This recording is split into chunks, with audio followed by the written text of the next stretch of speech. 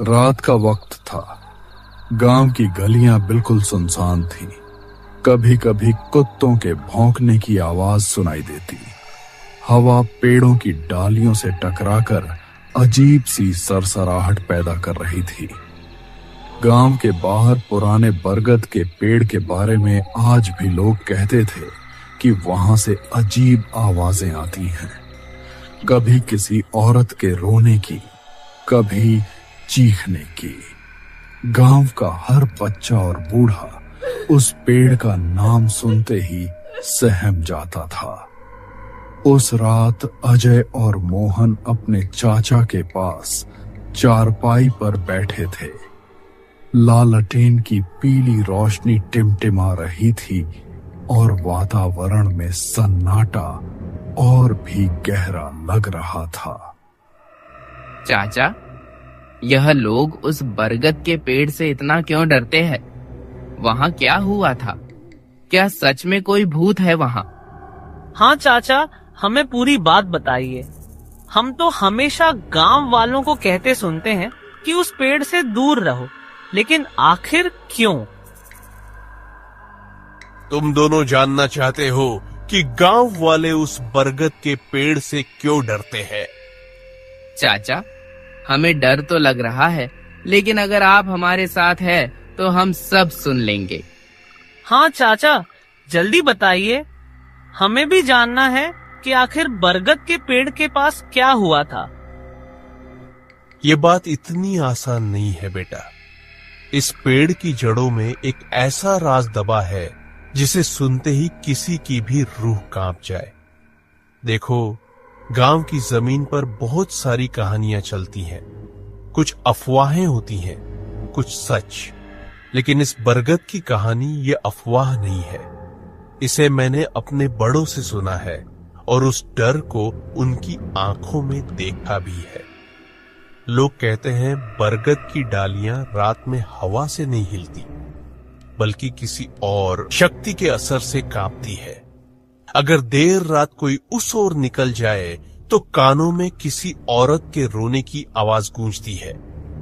तुम सोच रहे होगे यह सब बातें डराने के लिए है, पर याद रखना बेटा, अंधेरे में कही गई हर दास्तान झूठ नहीं होती। बहुत साल पहले इसी गांव में दो दोस्त रहते थे, किशन और रघु। उनकी जिंदगी बिल्कुल आम थी, लेकिन एक रात उन्होंने वो गलती की जिसने उनकी किस्मत को बदल दिया और हमारे गांव को यह खौफनाक दाग दे दिया। आज मैं तुम्हें वही कहानी सुनाऊंगा, लेकिन ध्यान रखना यह सिर्फ कहानी नहीं है, यह हमारी विरासत का डर है।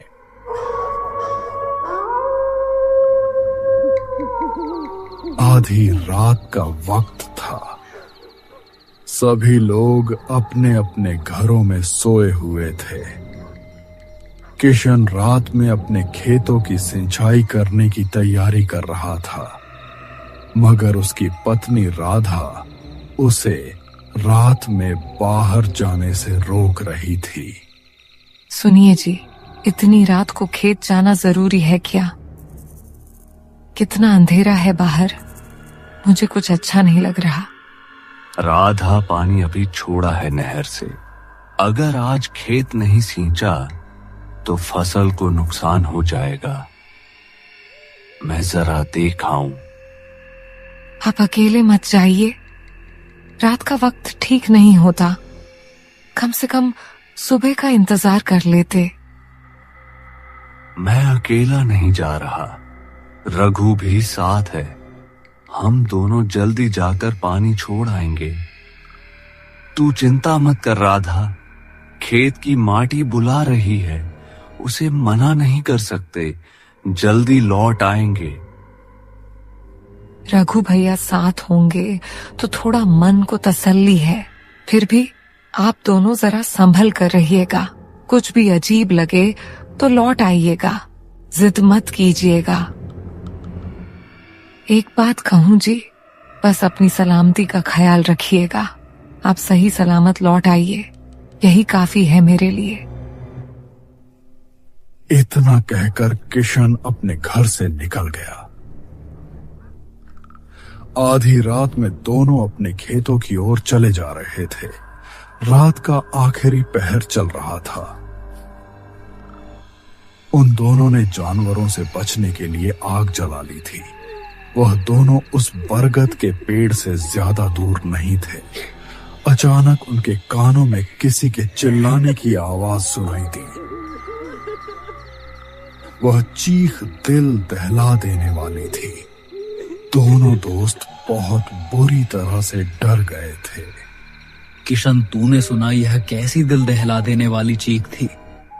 किशन, जो अपने शरीर से लंबा तगड़ा था, वह भी चौंक कर बोला, हाँ सुनी मैंने भी, पर ये कैसी आवाज थी? मेरा तो खून जम गया। मुझे लग रहा है हमें तुरंत वापस चलना चाहिए। इस अंधेरे और सन्नाटे में ऐसे आवाजें आना अच्छा संकेत नहीं है। लेकिन रघु, तूने ध्यान से सुना? यह सिर्फ चीख नहीं थी, इसमें मदद की पुकार भी थी। कोई तो है जो हमें पुकार रहा है। शायद कोई मुसीबत में फंसा है। हमें इंसानियत के नाते देखना ही पड़ेगा। ना, बिल्कुल नहीं। रात का वक्त है और तू जानता है इस समय खेतों और जंगलों में जाने कितनी आफतें घूमती हैं। कौन जाने वहां कोई जानवर हो, कोई लुटेरा हो या कुछ और। हम क्यों बेवजह अपने सिर मुसीबत डालें? हमें फौरन गांव लौट जाना चाहिए। तभी अचानक फिर से उस बरगद के पेड़ के पास से बचाव बचाव और रोने की आवाज गूंजने लगी। यह सब सुनकर दोनों घबरा गए। अचानक से मन में कुछ सोचकर कृष्ण ने वहीं पड़ी लाठी उठा ली और बरगद के पेड़ की ओर चल दिया। पगला गया है क्या तू? यह आवाज इंसान जैसी तो है, लेकिन लगती नहीं। इसमें कुछ अनजाना सा डर छुपा है। यह कोई साधारण मदद की पुकार नहीं है, बल्कि मुझे लगता है जैसे कोई हमें फंसाने के लिए जानबूझकर पुकार रहा हो। मैं कसम खाता हूं, यह इंसान की चीख नहीं लग रही। यह कुछ और है, कुछ बहुत भयानक। रघु, सोच जरा, अगर वहां सच में कोई फंसा है और हम डर के मारे भाग गए तो कल अगर किसी की लाश मिली तो क्या लोग हमें माफ करेंगे? सब कहेंगे कि हम पास होकर भी मदद नहीं कर पाए। मैं तो इस बोझ के साथ नहीं जी सकता। मैं देखे बिना नहीं रुक सकता। डरपोक मत बन। डर से भागना आसान है, लेकिन हिम्मत दिखाना मुश्किल। अगर वहां कोई अनहोनी भी है तो सामना करना पड़ेगा। मैं तो जा रहा हूं, तू चाहे तो यहीं खड़ा रहे, लेकिन मैं किसी की मदद की पुकार को अनसुना नहीं कर सकता।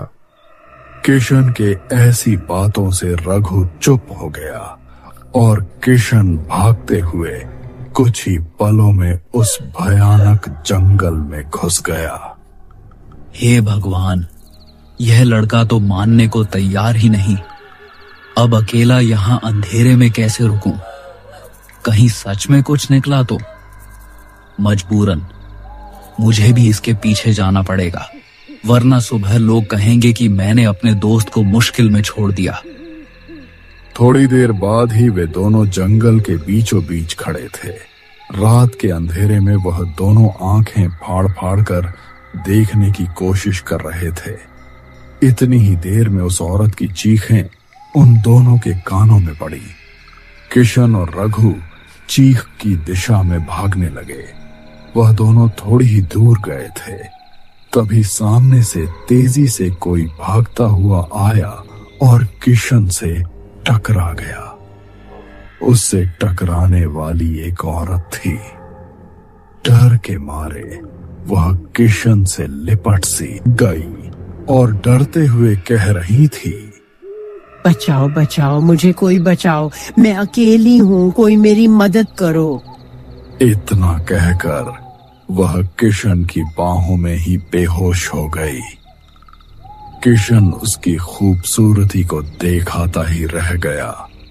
फिर रघु से बोला, रघु, यह देख, यह औरत डर से थर थर कांप रही थी और मेरी बाहों में ही बेहोश हो गई।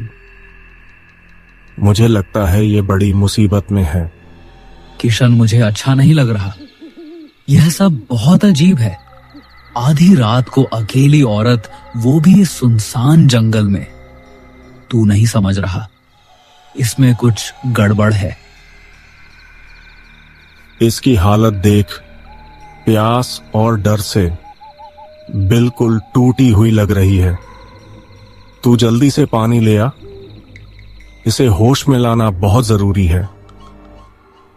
मेरा भी मन नहीं कर रहा यहां से हिलने का, पर तू इतना जिद कर रहा है तो जा रहा हूं। लेकिन याद रख, अगर मेरे साथ कुछ हुआ तो जिम्मेदार तू होगा। रघु पानी लेने वहां से चल पड़ा।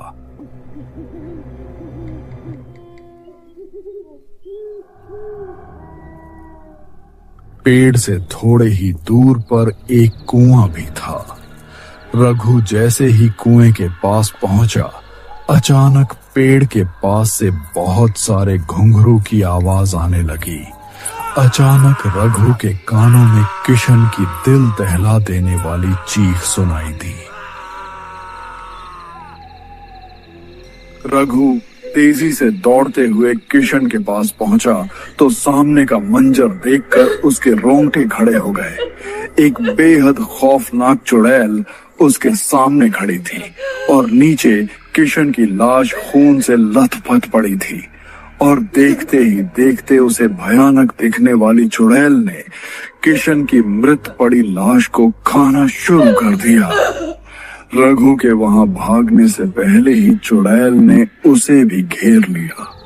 अचानक वह काली चमड़ी वाली चुड़ैल उड़ती हुई जाकर रघु के सीने पर बैठ गई और रघु की दिल दहला देने वाली चीख उस रात के सन्नाटे को छेड़ गई।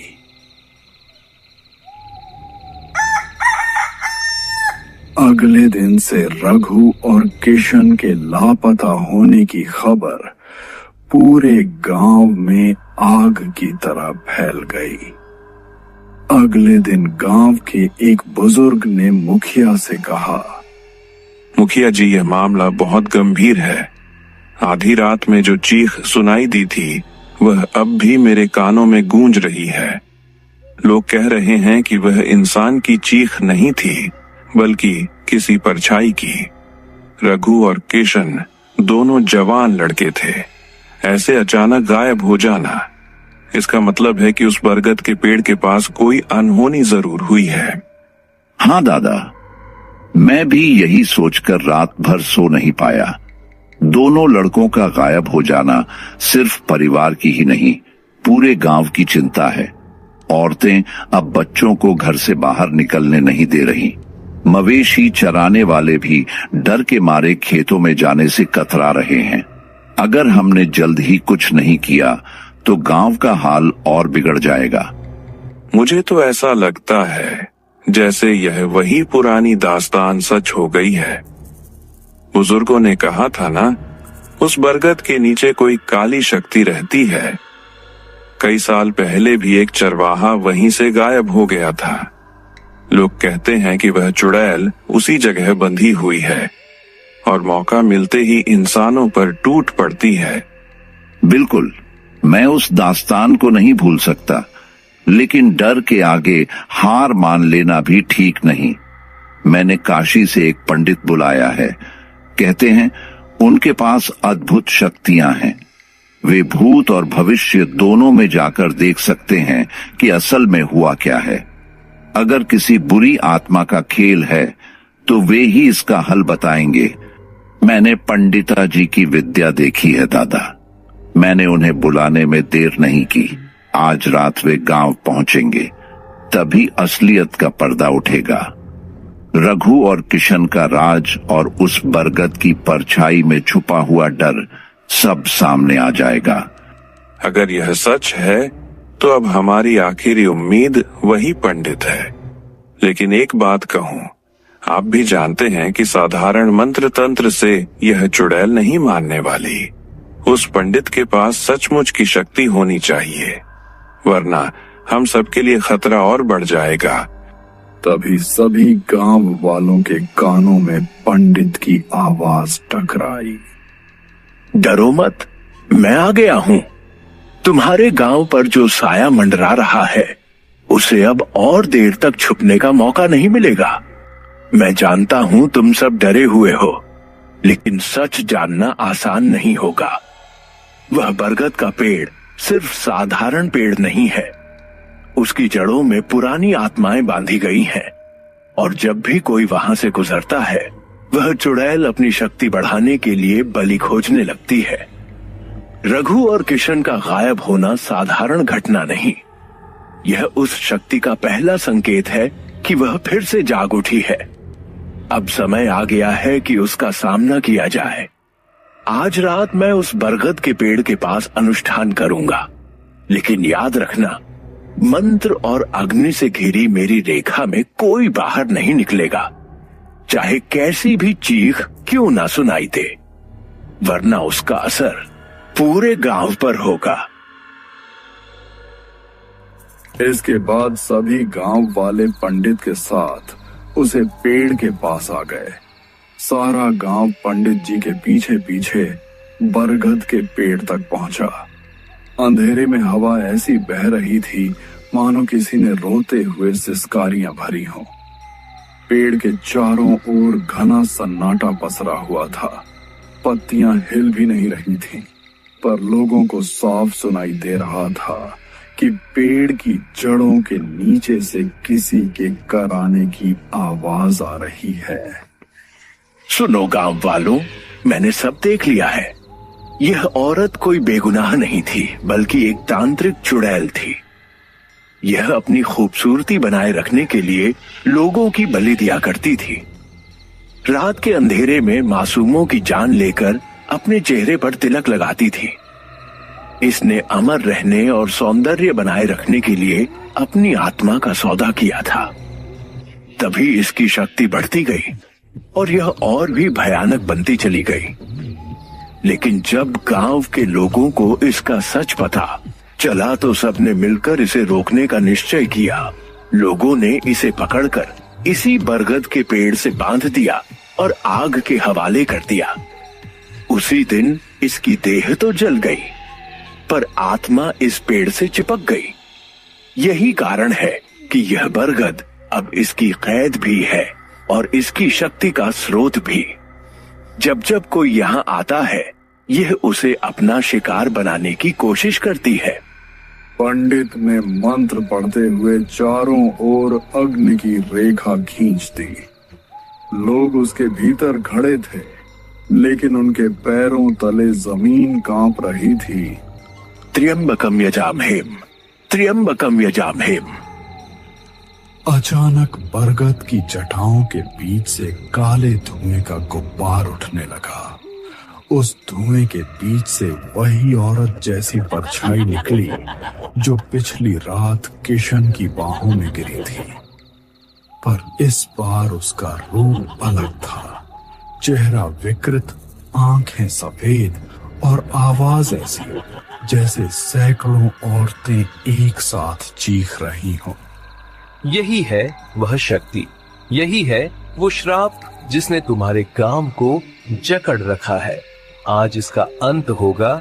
यही वह है जिसने रघु और किशन को निगला है। तुम मुझे रोक नहीं सकते। यह पेड़ मेरा है, यह जमीन मेरी है। जो भी इस बरगद के पास आएगा उसका खून मेरी शक्ति बनेगा। मैं सबकी आत्माएं निगल जाऊंगी। हर इंसान मेरी बलि बनेगा। मैं बार बार लौटूंगी, कोई मुझे रोक नहीं पाएगा। तेरा समय खत्म हो चुका है। निर्दोषों का खून पीकर तू अब और नहीं बचेगी। चुड़ैल पंडित पर टूटने के लिए आगे बढ़ी, लेकिन इस बार पंडित पीछे नहीं हटे।